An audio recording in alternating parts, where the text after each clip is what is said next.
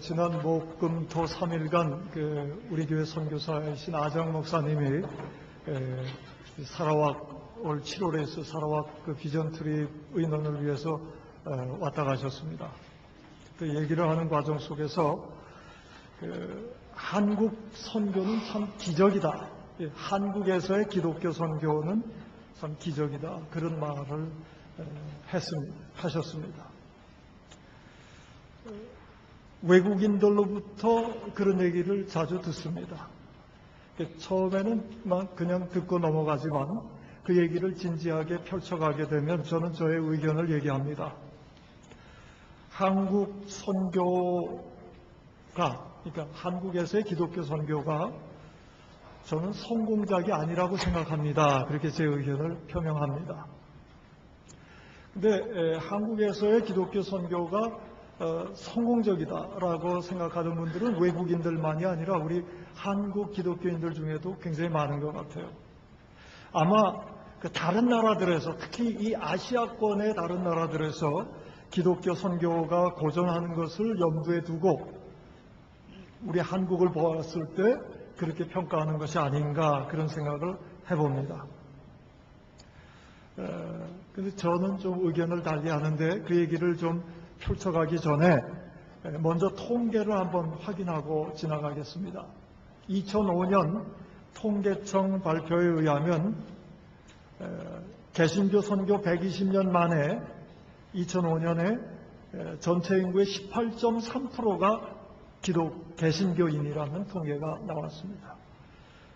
가톨릭은 선교 220년 만에 10.9%를 차지했습니다. 불교는 22.8%였습니다. 우리가 주목할 것은 무종교인입니다. 자기는 종교를 가지고 있지 않다라고 표명했던 사람들이 46.5%에 해당합니다. 국민의 반수 이상이 종교를 가지고 있지 않다는 얘기입니다.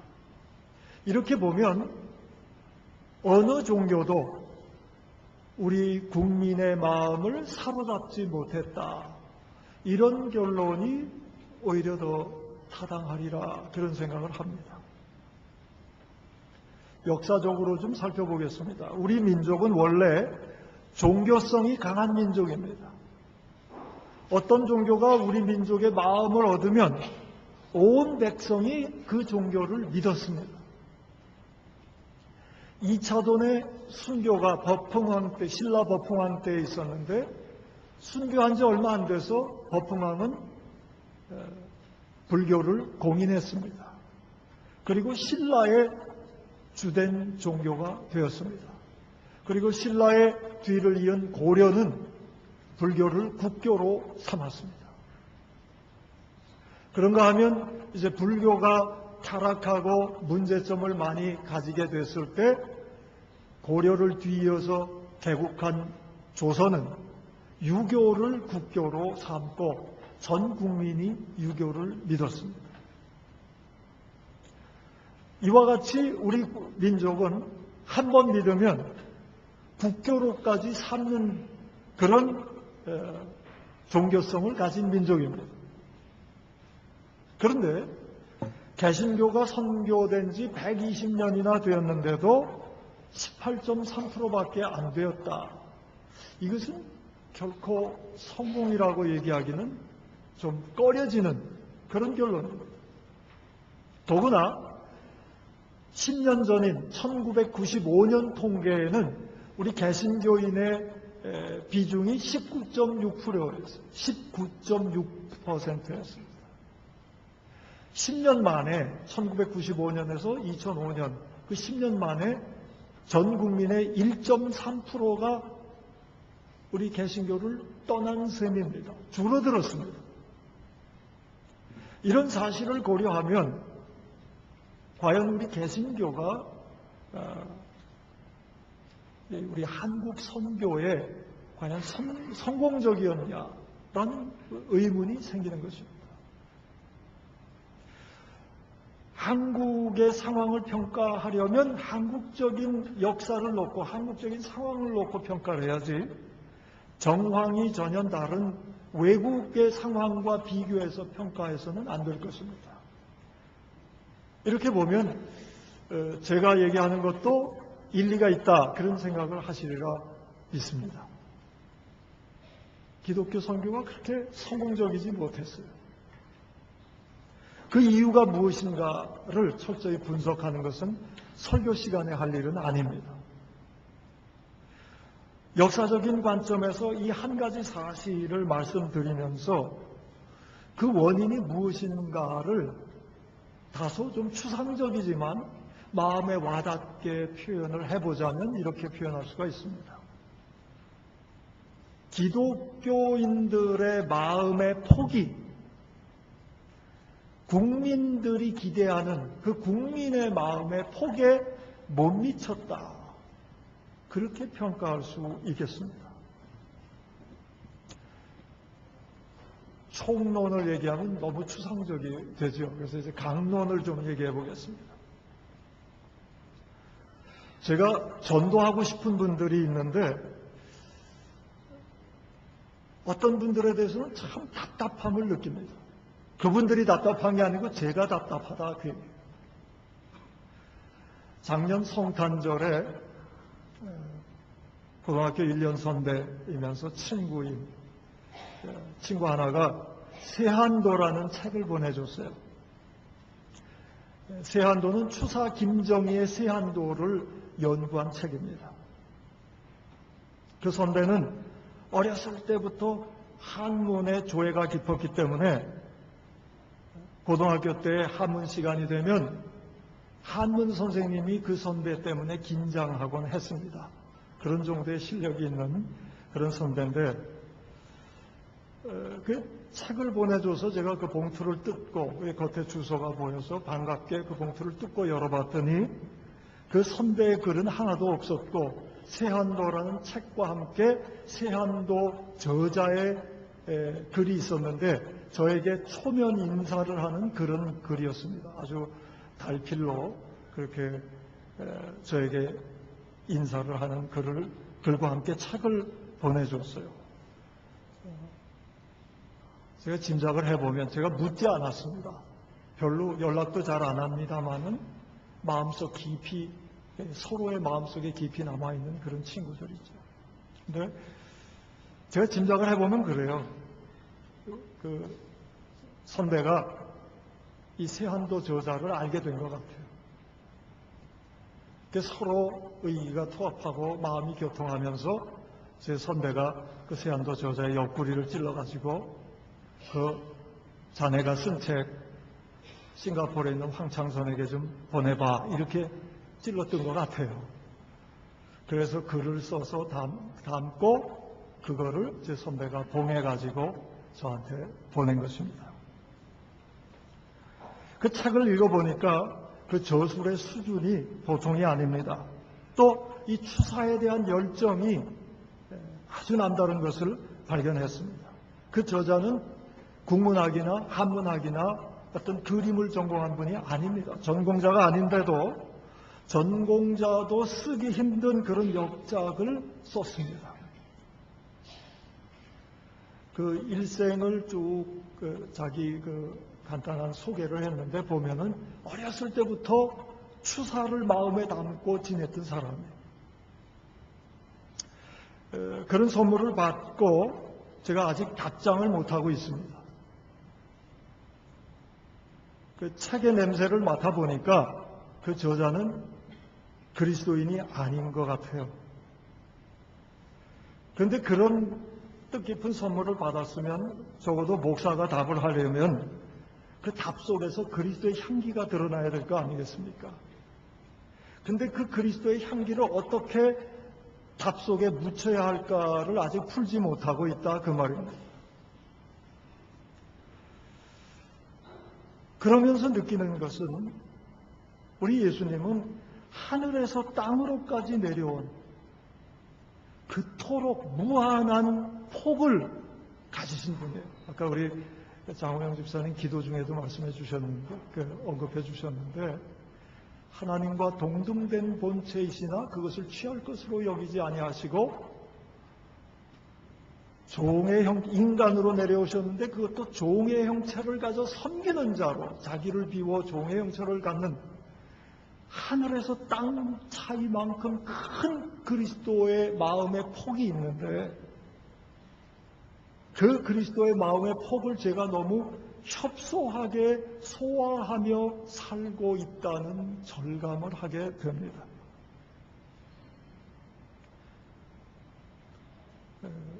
제가 얼마 전에 읽었던 책 중에 안대회 교수의 그 조선 프로페셔널이라는 책이 있습니다.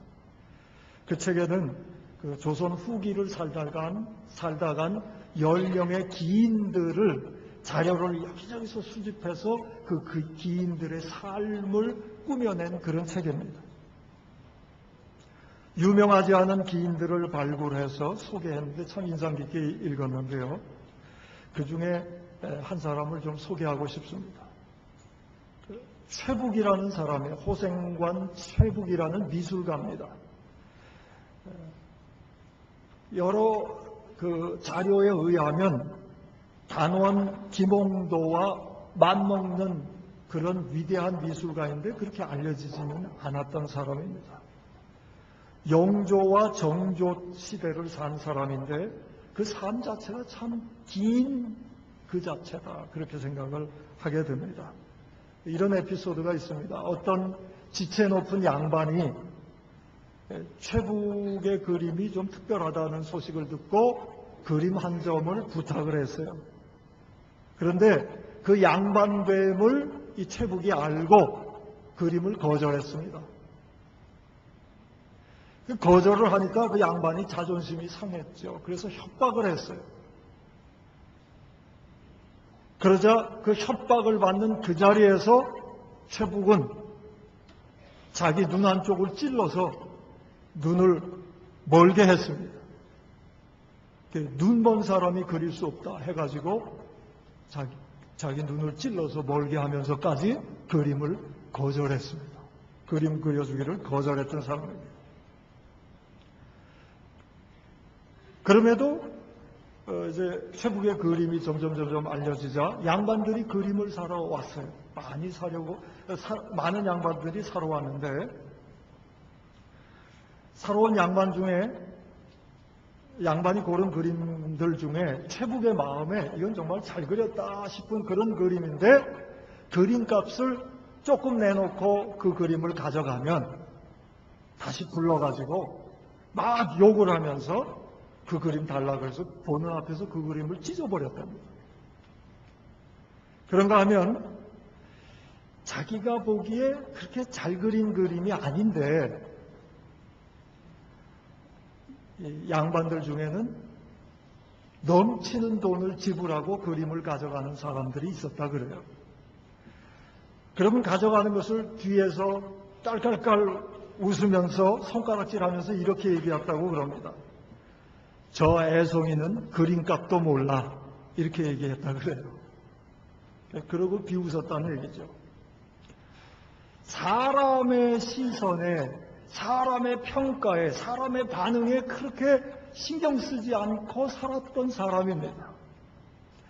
이런 사람이 이런 기인이 아닐지라도 이런 신성과 정서를 가지고 사는 사람, 최북과 같은 사람이 오늘날도 분명히 있을 텐데 그런 사람들은 어떻게 전도해야 되나?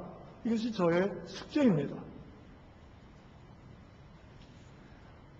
오늘은 여기 에이렌의 앙상블이 없는데요. 미술 얘기했으니까 음악 얘기 하나 더 하고 지나가겠습니다. 음악가 얘기하려고 그래요. 그 책에 나온 얘기인데 17세기와 18세기를 거쳐 산 김성기라는 음악가가 있었습니다. 이 검은고와 비파의 연주의 달인이었으면서 동시에 작곡했던 사람입니다. 그 김성기의 검은고 연주나 비파 연주를 들으면 그 비파 연주는 사람들을 웃게도 하고 또 슬프게도 하고 자유자재로 사람들의 영혼을 흔들어 놓는 그런 신기, 하늘의 기술을 가진 그런 사람이었다고 합니다. 근데 김성기가 살던 그 시대는 사색당파, 노론소론이 갈려서 싸우던 때입니다.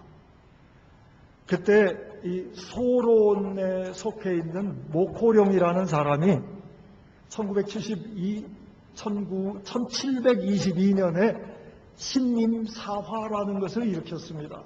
그것은 노론 세력을 축출하기 위해서 영모를 꾀한다고 모함을 씌워서 사화를 일으켜서 노론 세력을 숙청했던 그 사건을 신임사화라고 부르는데요.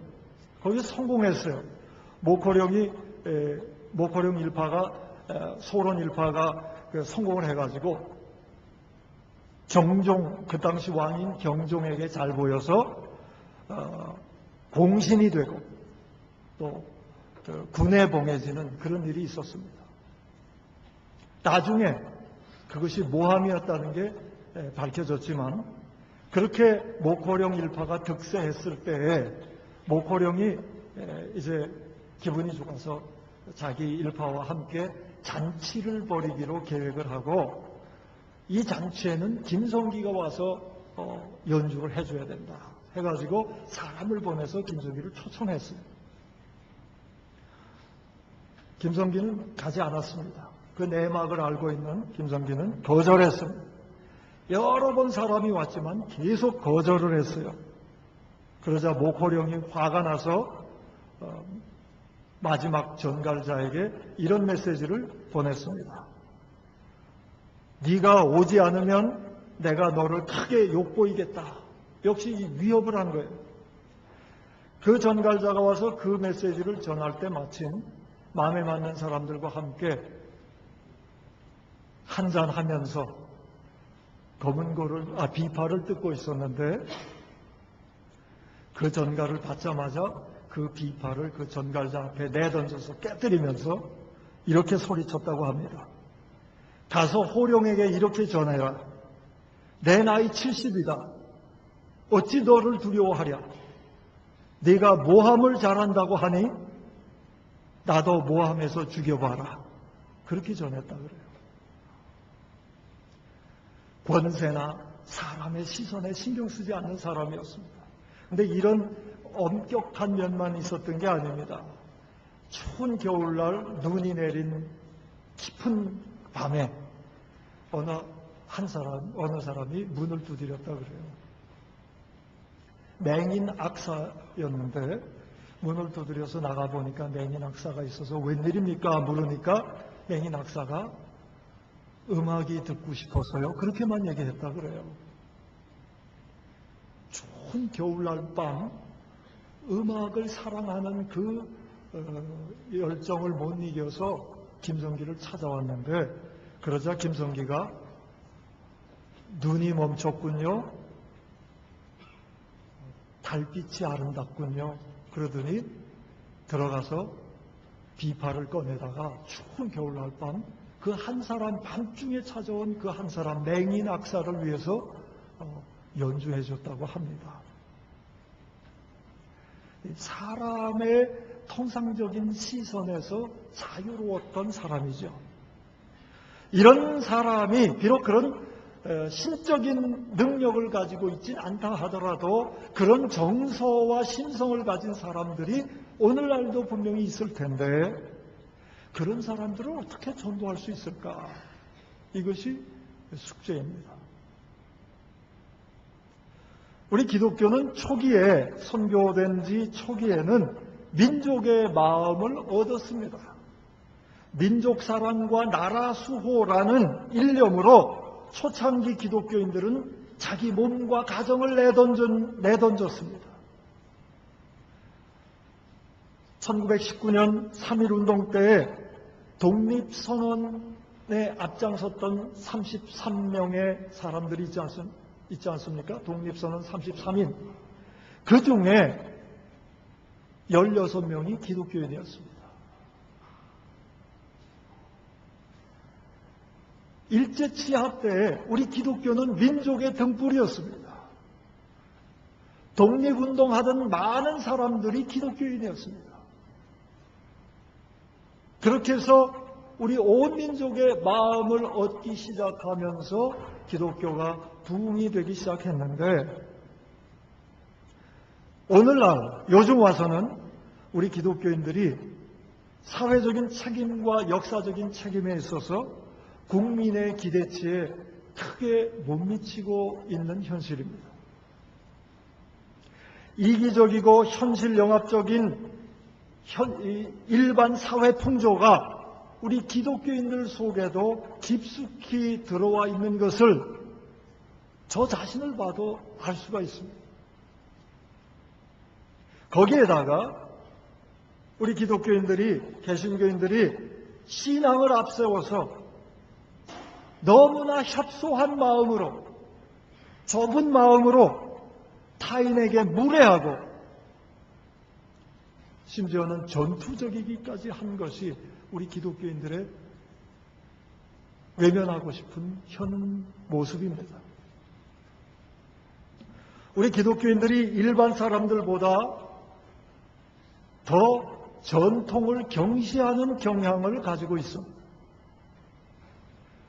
문화에 대해서도 다는 아니지만 일반적인 경우에 있어서 참 깊이가 얇습니다. 고전적인 시각도 현대적인 시각도 일반적으로 볼 때에도 못 미칩니다. 이 시대는 개인 이익 추구의 시대요, 사람들의 시선과 평가와 박수에 연연하는 시대가 되었습니다. 그러나 사람들 중에는 이기적인 이익 추구, 사람들의 시선, 사람들의 박수 추구하는 일에서 이제는 벗어나 보고 싶어하는 그런 사람들이 있는데, 그런 사람들이 과연 우리 기독교인들을 통해서 진정한 영원한 삶의 가치를 발견하고 우리 기독교인들을 통해서 진정한 자유함의 새로운 시각을 발견하고 있느냐 하는 것입니다. 오히려 우리 기독교인들이 앞장서서 이기적이고 남에게 칭찬받고 박수받는 일에 약삭빠르게 앞장서는 경향은 없는가 자문해 봅니다. 이토록 얄팍한 심성을 가지고, 얄팍한 마음의 폭을 가지고 다른 사람과 비교하며 경쟁적으로 앞자리에 서려고 하는 그러한 마음을 가지고는 최북이나 김성기 같은 그런 사람을 과연 전도할 수 있겠느냐 하는 것입니다. 말만이 아니라 마음을 보는 사람들에게 어떻게 그리스도의 마음을 증거할 수 있겠습니까? 마음에서, 말이 아니라 마음에서 우러난 행동을 예리하게 주목하고 있는 사람들에게 우리가 어떻게 그리스도의 그 풍성함을 전할 수 있겠느냐, 이것이 저와 여러분의 숙제인 것입니다. 제게 읽을 책을 권해달라는 한 청년에게 논어를 소개하면서 제가 친절하게 앞부분의 글을 조금 설명해 준 적이 있습니다. 하기편 맨 앞부분, 하기 시주면 부력 여로와 유붕이 자원 북내하면 북내면 부력 군자와 부력 라코와, 그 다음이 인부지 불원이면 부력 군자와. 이 세 번째 말을 설명하다가 굉장히 부끄러움을 느꼈습니다. 인부지 불원이면 사람이 알아주지 않아도 성내지 아니하면 부력 군자와. 이 어찌 군자가 아니겠느냐. 이 말을 설명하다가 제가 그리스도인으로서, 그것도 목사로서 사람이 알아주고 안 알아주는 일에 논어에서 말하는 군자만큼 그렇게 초연한가를 생각해 보면 참 부끄럽다라는 생각을 하게 되었던 것입니다. 오늘은 지난 설교, 이전 설교들과 다르게 서론이 굉장히 깁니다. 이제 본론으로 들어와서 결론을 좀 마칠까 하는데요. 오늘 본문에 이러한 시대적인 상황, 우리 그리스도인들이 처해 있는 시대적인 상황에 우리 그리스도께서는 길을 보여주고 계십니다. 오늘 본문에 보면 예수님께서는 유대인들이 원하는 게 무엇인가를 간파하고 답변하고 계세요. 오늘 본문에 가장 많이 나오는 단어가 무엇입니까? 무엇입니까? 증인. 증인이란 말이, 증언이란 말이 계속 나오고 있지 않습니까? 왜 그런 얘기를 예수님이 하시냐 하면 신명기 19장과 민수기 17장에 보면 유대인들이 어떤 사실을 확정하려면 두 사람 이상의 증인을 세우도록 되어 있는 전통이 있어요. 증인을 통한 사실 확인제, 이것이 유대인들의 전통입니다. 예수님께서 하나님의 아들이라는 주장을 하시려면 그것을 뒷받침해 줄 수 있는 증인을 세워야 하는 것입니다. 예수님이 자신이 하나님의 아들이요 하나님과 동등된 자라고 말씀하셨다면 그 다음에 유대인들이 기대하는 것은 증인입니다. 그 순서를 알기에 예수님은 오늘 본문에서 증언에 대한 얘기를 많이 하고 계시는 거예요. 그런 상황에서 예수님은 이렇게 말씀하십니다. 34절입니다. 그러나 나는 사람에게서 증언을 취하지 아니하노라. 37절입니다. 우리 앞부분 첫 문장을 한번 같이 읽겠습니다. 37절 시작. 또한 나를 보내신 아버지께서 친히 나를 위하여 증언하셨느니라. 거기까지만 보겠습니다. 예수님의 증언자는 하나님이라는 것이죠. 32절을 제가 봅니다. 나를 위하여 증언하시는 이, 오늘 말씀의 제목이에요. 나를 위하여 증언하시는 이가 따로 있으니 나를 위하여 증언하시는 그 증언이 참인 줄 아노라. 여기서 나를 위하여 증언하시는 이라 하면 하나님을 얘기하시는 거예요. 그런가 하면 41절을 봅니다. 41절. 나는 사람에게서 영광을 취하지 아니하노라. 예수님의 이 긴 얘기는 무엇입니까? 예수님께서는 하나님의 아들이심을 나타낼 때에 사람의 증언에 의지하지 않는다는 말씀이십니다. 사람의 증언을 기대하지 않는다는 말씀이십니다. 사람에게서 영광을 취하지 아니하노라. 예수님은 오직 하나님의 증언에만 의지하고 하나님의 증언만을 취하신다. 그런 얘기입니다. 오늘은 종료주일입니다. 종료주일은 어떤 날입니까? 예수님께서 예루살렘 성에 이제 십자가를 지시기 위해서 입성하는 날이에요. 입성하실 때 나귀 새끼를 타고 입성하셨습니다. 그때 사람들이 종려나무 가지를 흔들면서 환영했습니다. 그것을 기념해서 오늘을 종료주일로 지킵니다. 흔히들 해석하기를 말은 전쟁의 상징이요 나귀는 평화의 상징이라고 얘기를 합니다. 연약하니까 말에 비해서. 그런데 예수님이 나귀 새끼를 타고 입성하셨다는 얘기는 평화의 평화를 상징하며 입성하셨다고 의미심장하게 해석합니다. 그런데 그래서 종료주일이 참 의미가 깊고 멋있구나 이렇게 우리가 상당히 거룩하게 해석을 하는데요. 솔직하게 상상해 보시길 바랍니다. 성경 앞에서 우리가 좀 솔직해야 돼요. 예수님이 들어오실 때 모습이 어땠을까 상상해 보시기 바랍니다. 이 나귀는 한 번도 사람이 타보지 못한 나귀라고 기록하고 있습니다. 연약한 나귀 새끼예요. 처음으로 예수님이 올라탔습니다. 비실비실할 겁니다.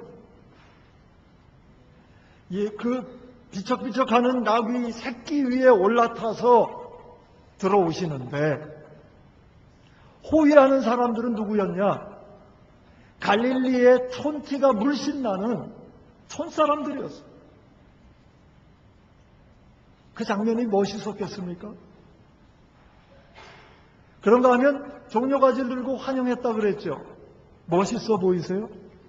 누가 환영했을 것 같습니까?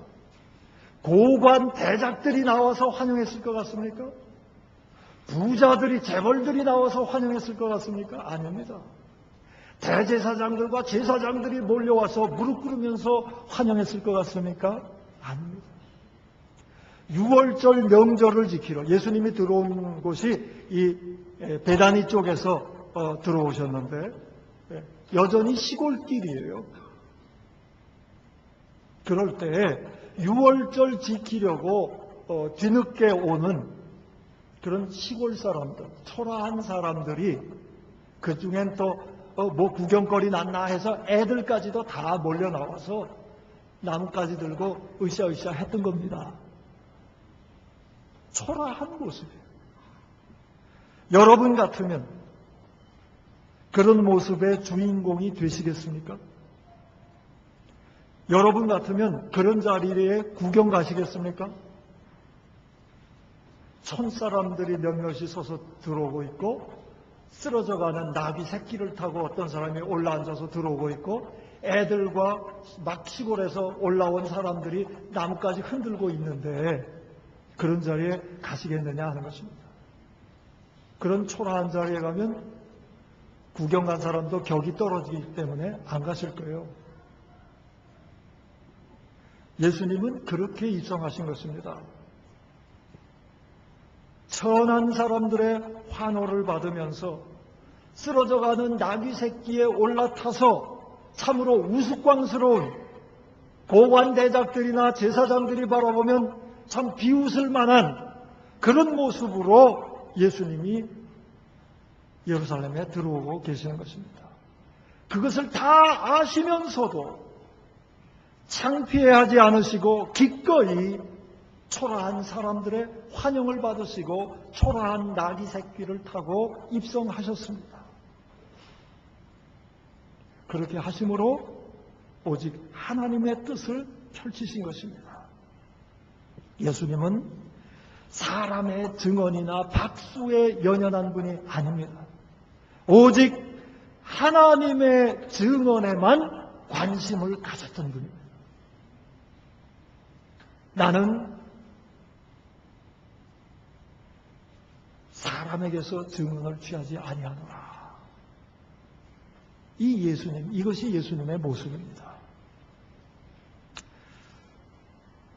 저는 나귀 새끼를 타고 입성하시는 종려 주일 본문을 읽고 또 오늘 이 요한복음의 본문을 읽으면서 얼마나 협소한 마음, 이런 하나님의 증언만 관심 가지시는 예수님의 그 자유함을 저버리고 얼마나 사람의 시선과 박수에 관심 가지며 살아왔는가를 발견하게 됩니다. 그러면서 그렇지, 내가 그리스도인인데 그리스도를 닮아야지, 이런 용기가 생겼습니다. 그러면서 이 세한도를 보내준 저자와 친구에게 답장할 거리가 하나 생각났어요. 그 친구들에게 나귀 새끼 하나 그려서 보내야겠다, 이런 생각을 하게 됐어요. 근데 문제가 있어요. 문제는 저의 그림 실력이 문제가 아닙니다.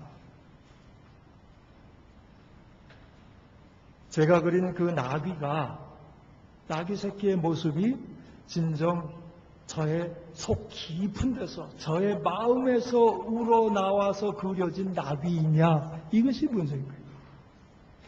저의 삶 속에서 과연 예수님처럼 사람의 증언, 사람의 관심에 아랑곳하지 않고 하나님의 증언에만 관심 가지며 창피한 모습으로 초라한 사람들 앞에서 과연 나귀를 탈 수 있느냐, 그런 마음으로 나귀를 그리는 것, 이것이 문제인 것입니다.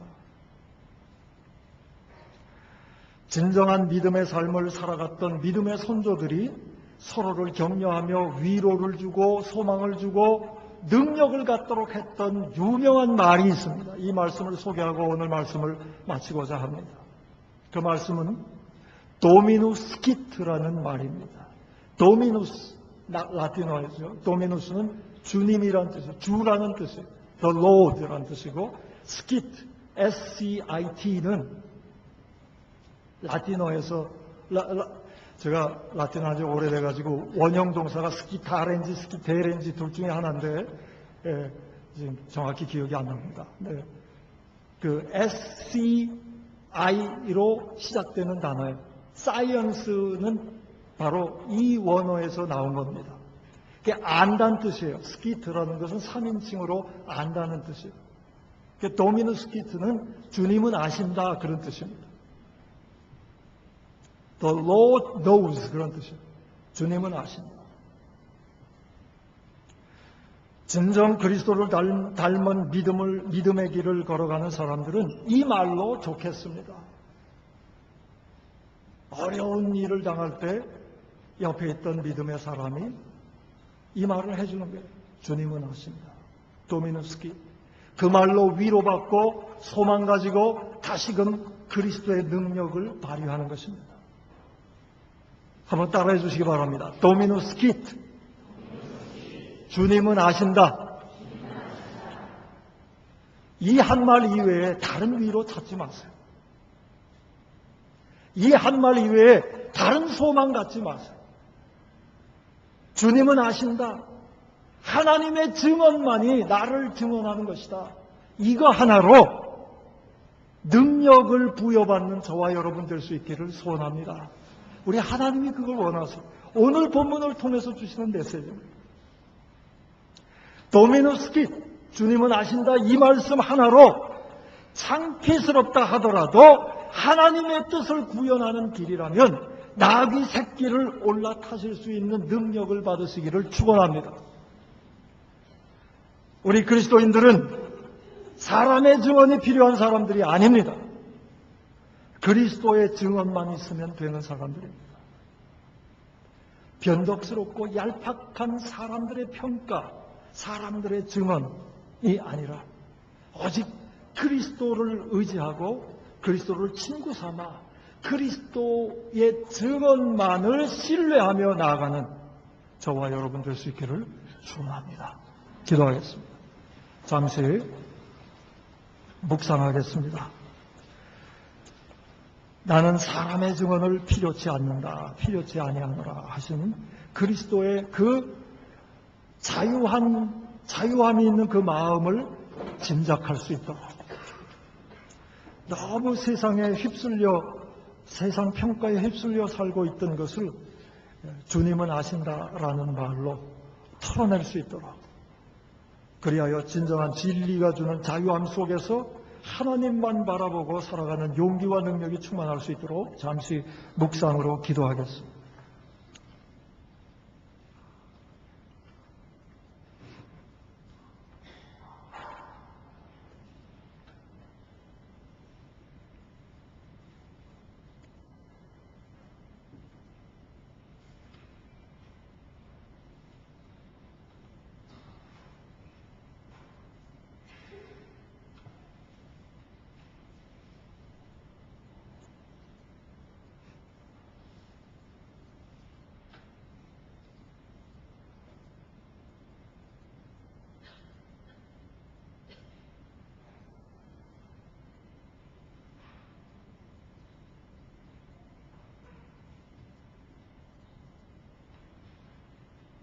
하나님, 우리는 때때로 허겁지겁 허덕이며 살아오고 있습니다.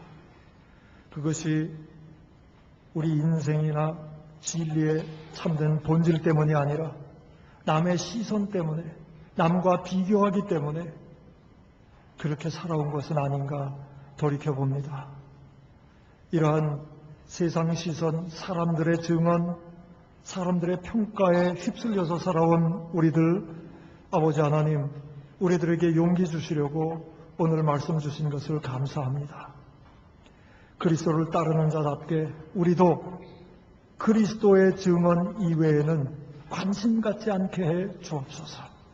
그리스도의 뜻을 이 땅에 펼쳐가는 일 이외에는 어떤 것도 마음 쓰지 않도록, 우리의 마음을 침해하지 않도록 성령께서 우리를 보호하시고 인도해 주시옵소서.